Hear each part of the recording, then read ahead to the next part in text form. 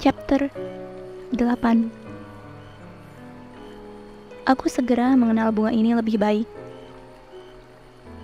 Di planet si pangeran kecil, bunga-bunga selalu sangatlah sederhana. Mereka hanya punya satu mahkota bunga.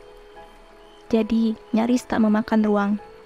Dan tak membuat masalah bagi siapapun. Suatu pagi mereka akan muncul di tengah rerumputan. Dan di malam harinya, mereka akan layu dan gugur dengan tenang. Tapi suatu hari, dari benih yang tertiup angin, entah dari arah mana, satu bunga baru tumbuh. Dan si pangeran kecil menatap tunas kecil ini dari jarak sangat dekat, karena tidak seperti tunas bunga manapun di planetnya. Kau tahu, mungkin ini satu jenis baru pohon baobab. Tunas itu segera berkembang dan mulai siap menghasilkan sekuntum bunga. Si pangeran kecil yang hadir di saat pertama munculnya sebuah tunas merasa seketika akan ada sesuatu yang luar biasa keluar dari tanaman itu. Tapi bunga itu tidak puas hanya dengan menyiapkan keindahannya dalam naungan kuntumnya yang hijau. Ia memilih warna dengan sangat hati-hati. Ia dandani dirinya sendiri secara perlahan. Ia rapikan helai mahkotanya satu demi satu. Ia tak ingin keluar ke dunia dalam keadaan kusut, seperti bunga popi di ladang. Ia mau keluar hanya jika kecantikannya memancar penuh. Oh ya, ia makhluk yang genit. Dan hiasan misteriusnya bertahan berhari-hari. Lalu suatu pagi, tepat di kala matahari terbit, ia tiba-tiba memunculkan diri. Dan setelah bekerja dengan ketekunan yang menguras tenaga, ia menguap dan berkata, aku baru saja terbangun. Mohon maafkanlah aku.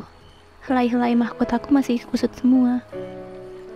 Tapi si pangeran kecil tak bisa menahan kekagumannya. Oh, betapa indahnya kau. Iyakah? Si bunga menyahut dengan manis. Dan aku terlahir bersamaan dengan matahari. Si pangeran kecil bisa menebak dengan cukup mudah bahwa si bunga tidak terlalu rendah hati.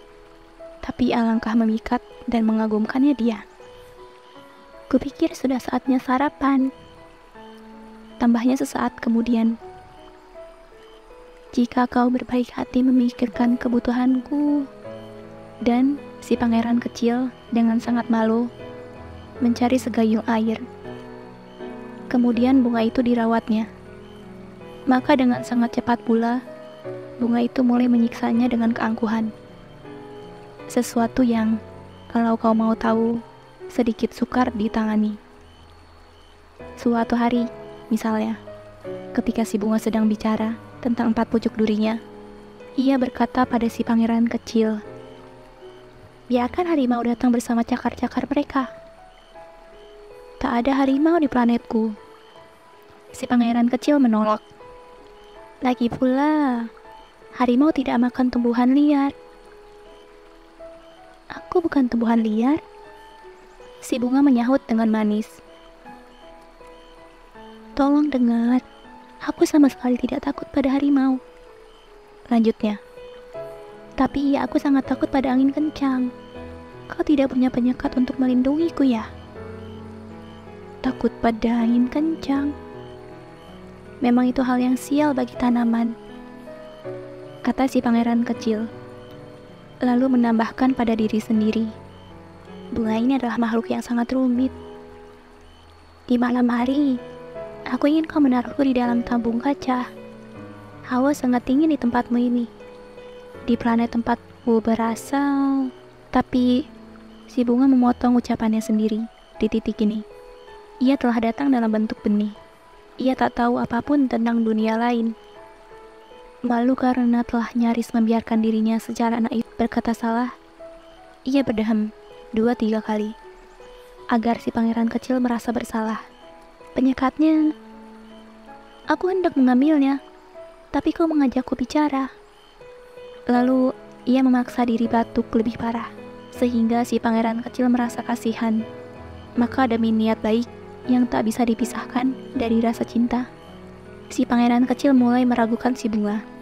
Ia telah dengan serius menanggapi kata-kata yang tidak penting, dan itu membuatnya sangat tak bahagia. Seharusnya aku tidak mendengarkan dia. Begitu kata si pangeran suatu hari kepadaku. Siapapun seharusnya tidak mendengarkan kata-kata bunga. Seharusnya siapapun cukup menatap mereka dan menghirup keharumannya. Bungaku mengharumi seluruh planetku, tapi aku tidak tahu bagaimana cara menyenangi keanggunannya. Kisah cakar-cakar ini yang begitu menggangguku hanya akan mengisi hatiku dengan kelembutan dan rasa iba. Dan ia terus menguraikan perasaannya.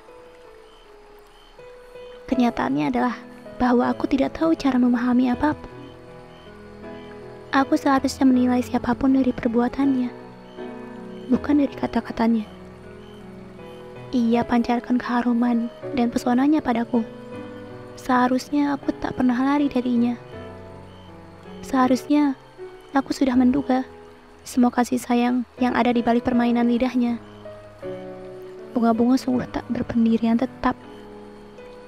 Tapi aku terlalu muda untuk tahu cara mencintainya.